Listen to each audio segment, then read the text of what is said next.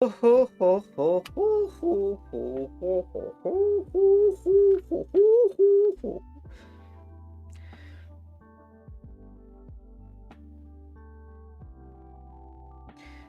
there, and we are back to Duke Nukem Forever, and we're just going to go around where we left off as usual. Okay, gotcha. Okay, I'll just start here. Referring to the Duke Nukem Forever E3 trailer for 2001, let me just play a bit of it. Full screen this. All that. All this glory. Creepy faces. Hating all bugs. Oh my god, it's Dr. Freeze for Batman. The Las Vegas theme trailer promised to drop Duke into sprawling areas layered with new levels of environmental interactions alongside screens filling creatures and photorealistic visuals. It looked like a game you could play in the near future, but the game that would eventually ship in the box with the name Duke Nukem Forever looks nothing like this. This was also the moment 3D Realms infamously adopted the "when it's done" mantra for the game's release date, it took a comment that would become a bulwark from criticism. Alrighty. Duke Nukem Forever, or at least the version of the game that is in the 2001 E3 trailer, has haunted a generation of people who grew up playing Duke Nukem 3D, said game critic Chris Franklin, who runs the YouTube criticism channel Errant Signal. In some ways, I think there's echoes of PT, a teaser that was incredibly well received and generated tremendous hype only for the final product to vanish, leaving everyone to wonder what could have been.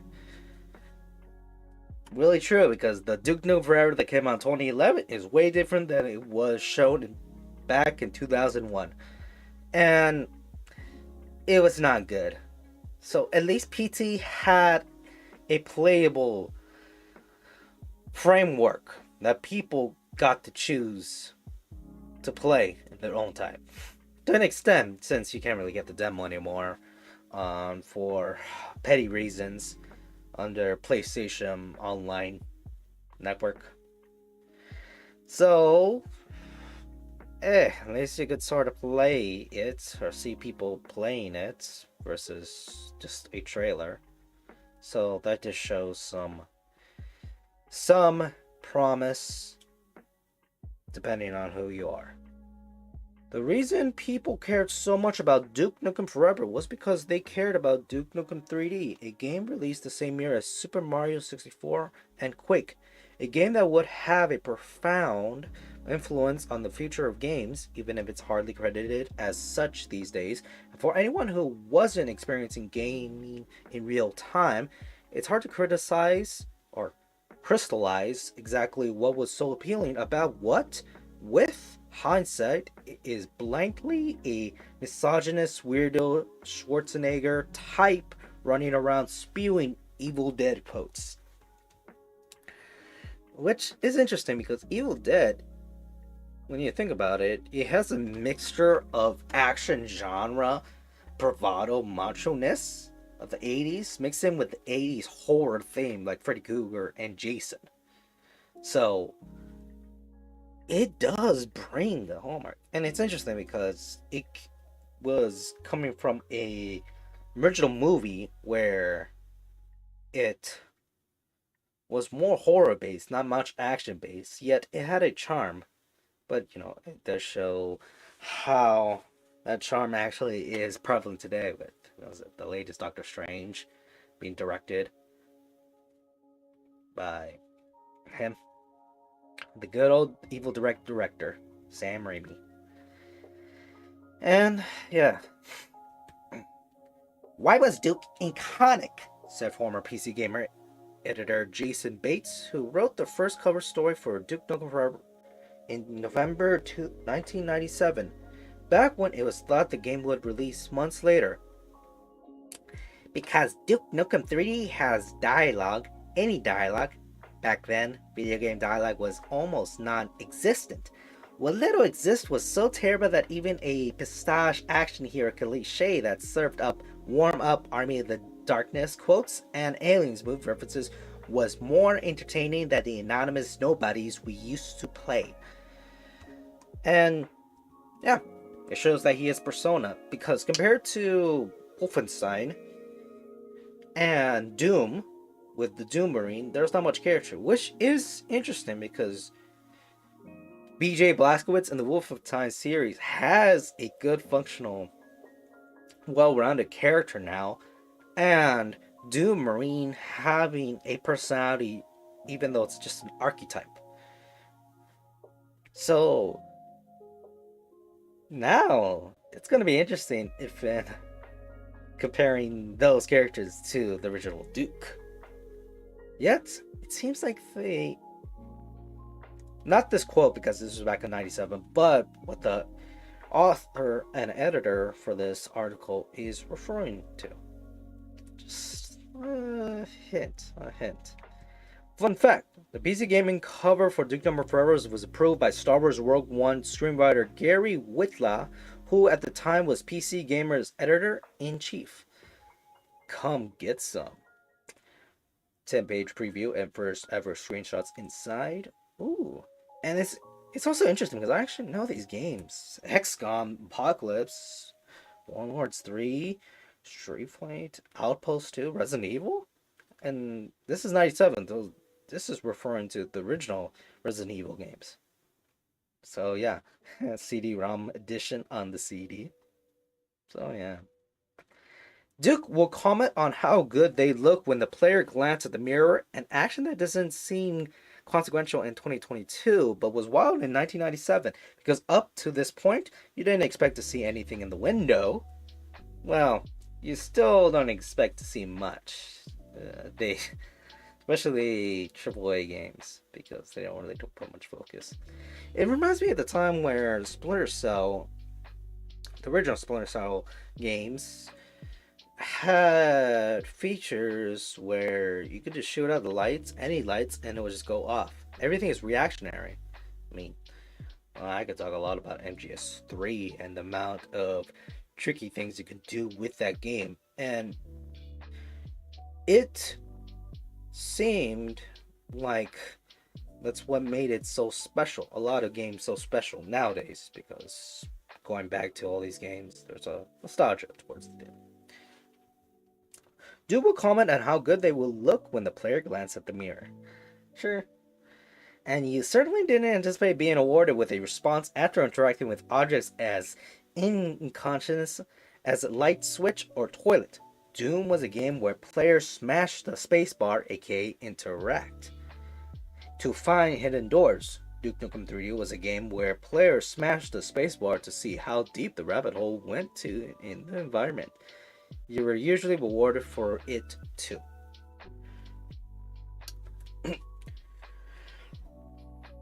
Duke was a character whose running commentary made it feel like he was playing the game right there with you, snarkling about the gameplay as it happened, said Franklin.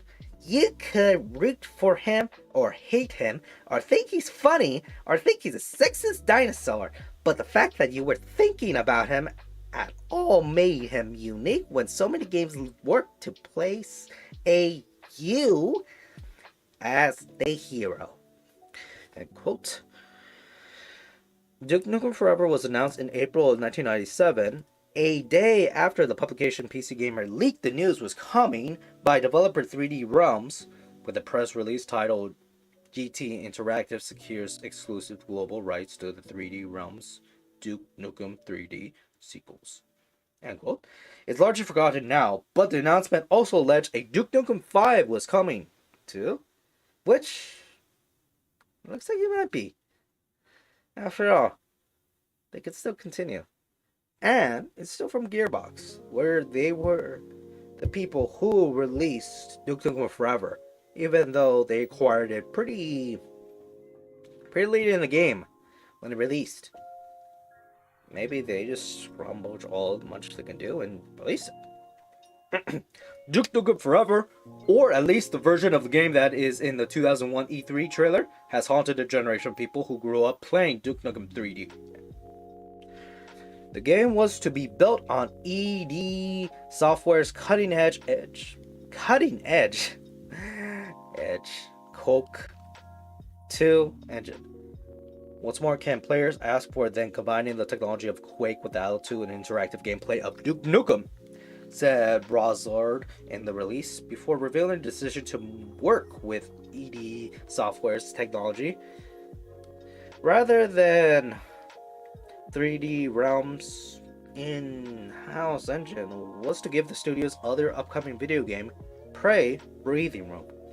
Which, that's Prey 2, the original Prey 2. That's another story of how the game was finished, but it was never released. And that is something that keeps on my mind because it looks like it can release. It just hasn't yet. Our goal is to release Duke Nukem Forever no later than mid-1998 and Prey late that year, said one woefully optimistic Scott Miller in a separate news release at the time. So it looks like all these old articles still exist around, especially that old 1997 article about Duke Nukem Forever. This was an era when huge video games were made in less than 24 months, but Duke Nukem Forever would not actually ship for more than 10 years. Prey would take a little less than that, though 3D Realms would be forced to contract a different studio to bring the idea to life. Gearbox, the studio behind Borderlands, brought the property and shipped a finished version of Duke Nukem Forever in 2011. In the process, 3D Realms eventually went out of business. That Duke Nukem Forever would never release literally never occurred to us, said Bates, whose PC Gamer covered story ended with the line,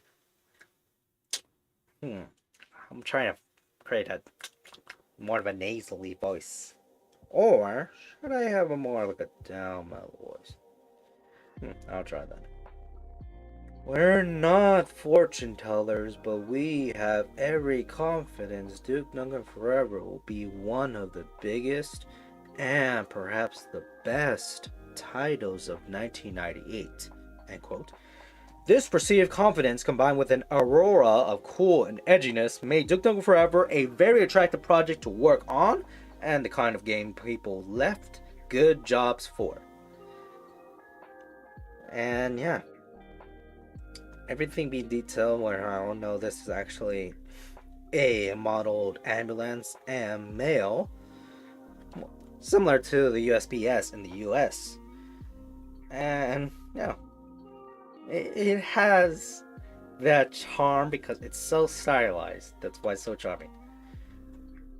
I started on DNF sometime in 1998, said Matt Wood, whose name is listed in the credits of the infamous 2001 trailer. I was originally hired as a level designer to work on the second iteration of the game called Prey.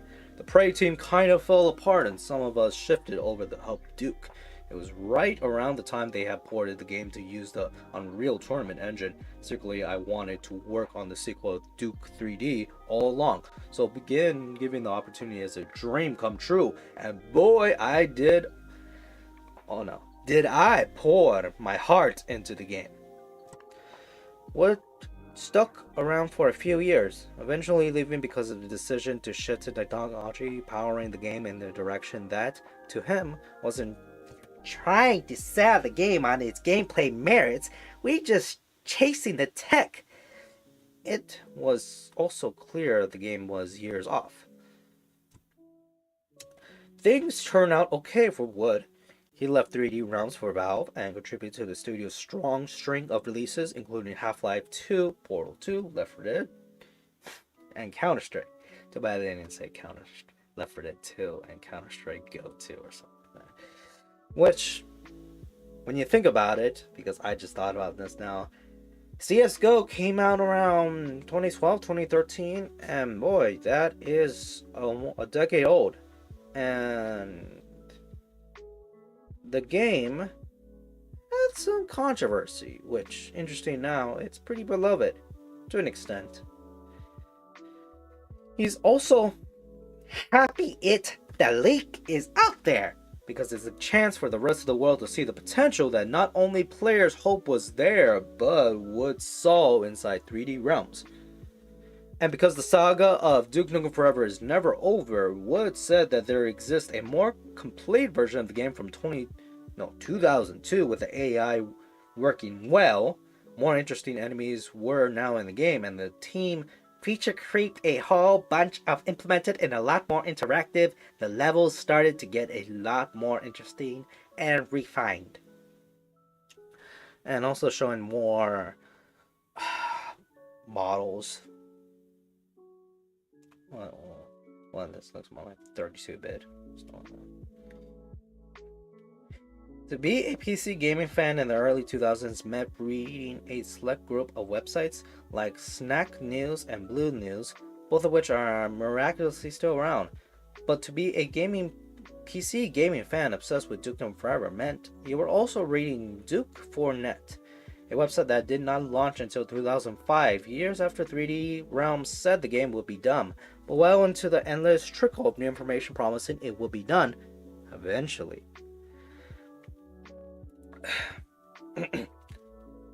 George Brossard and Scott Miller were people I really looked up to as a kid, and my dream was to be like them, said Robert Yada R., who co-founded Duke4Net and still helps maintain it and asked to keep their last name private to avoid unwanted public attention.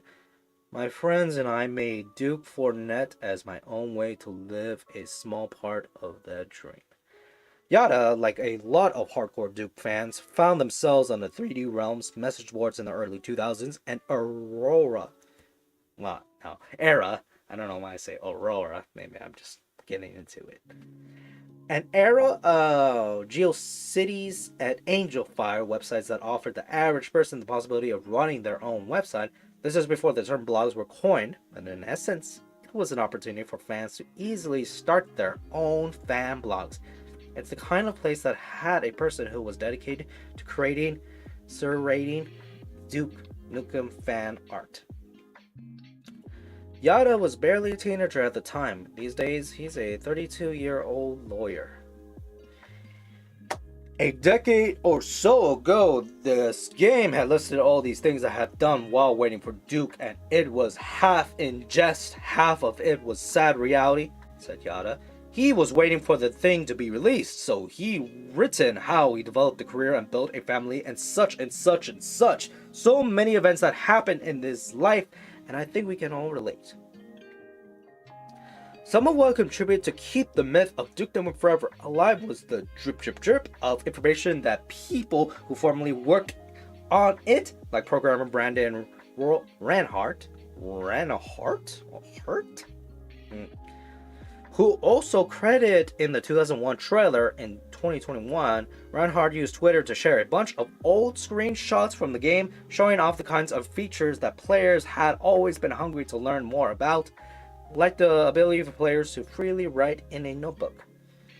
I made a bunch of stupid features back then, wrote Reinhardt in a now deleted tweet. Alrighty. Unzip's talking about this. And going back to his old past work.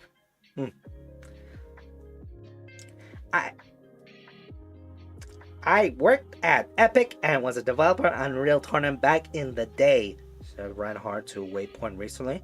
For whatever reason, after UT, I decided I wanted to work on DNF, so I approached George Brossard and took a job.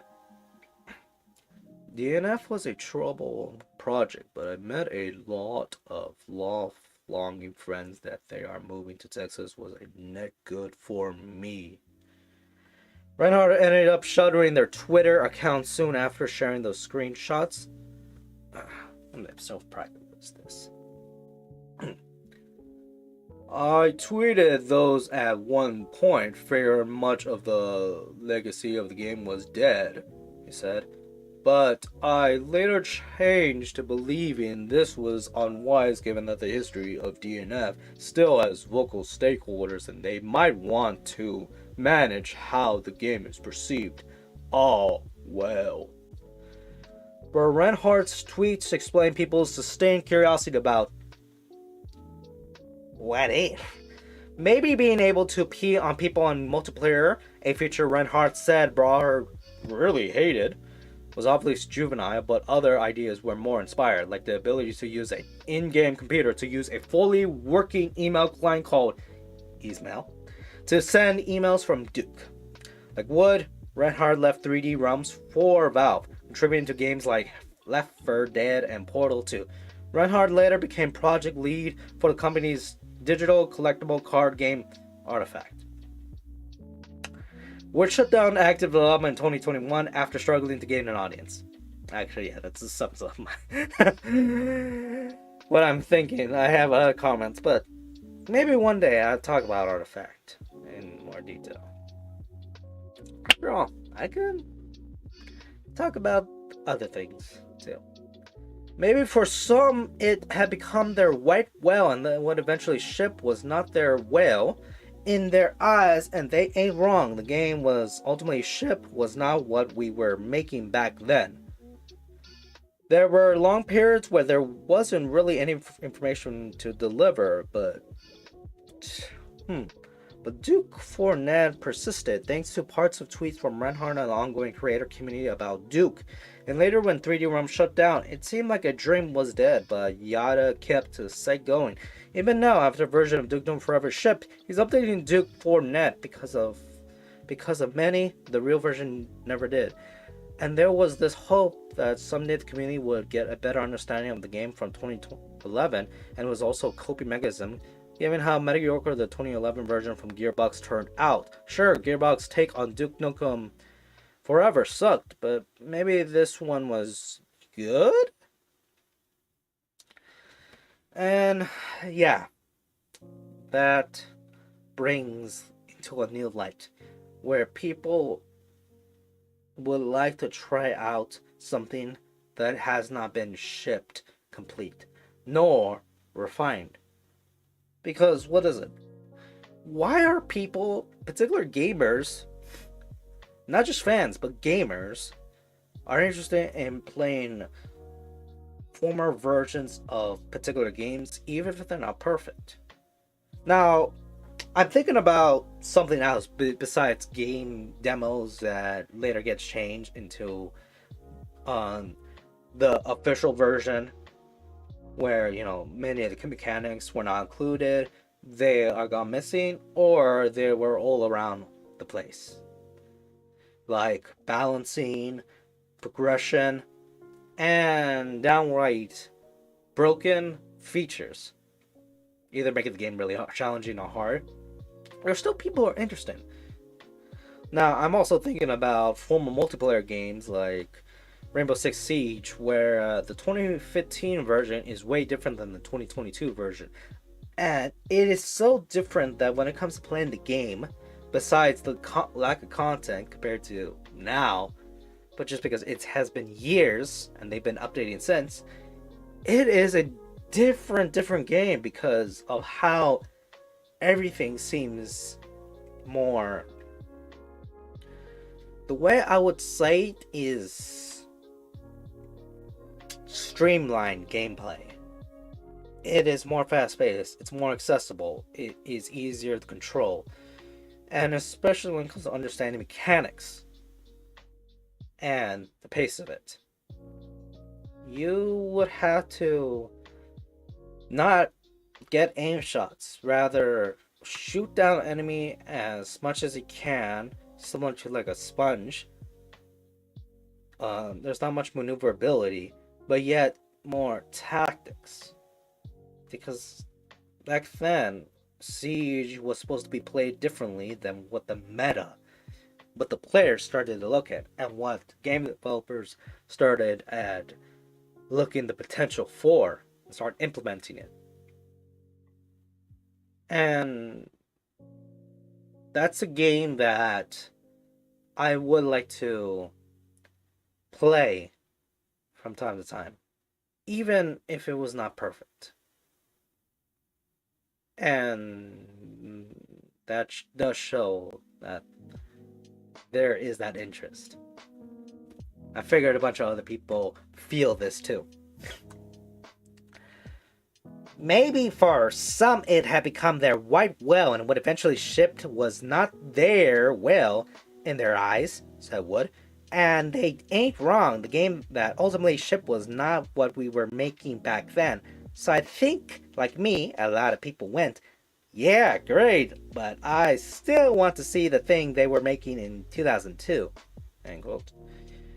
Well, let me see what I have left. I still have a little bit more that I could take it to discuss. The reason many found out the leaked version of Duke Nukem Forever was one closer to the Wood was working on so long was because Duke 4Net wrote it up and it's another version of the game. Like to say the 2002 version that has been teased appears, it was most likely the Duke 4Net breaking news too because Yada wants to keep the site around. And it does show that there's a documentation of regression.